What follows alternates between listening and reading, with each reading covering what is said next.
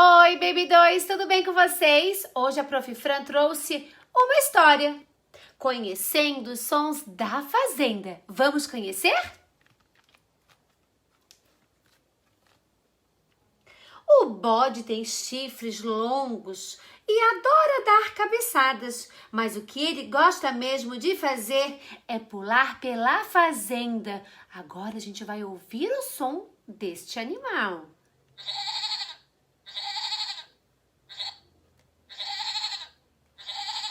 É o bode.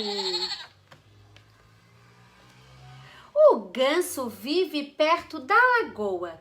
Ele adora molhar as suas penas para depois arrumá-las com seu bico. Vamos ouvir?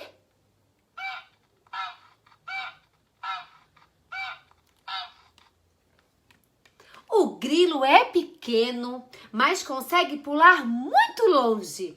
Na fazenda, o seu lugar predileto é o jardim, no meio das flores. Olha o grilo.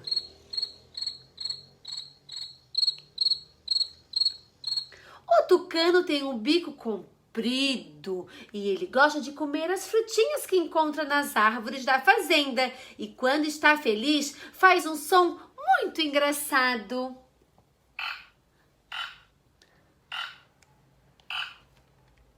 O touro é um animal muito forte. Quando o fazendeiro precisa de uma ajuda, é ele que vem para trabalhar.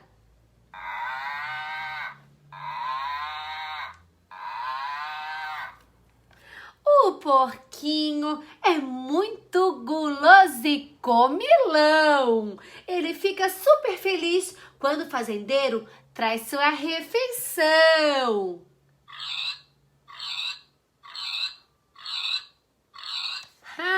Gostou da história?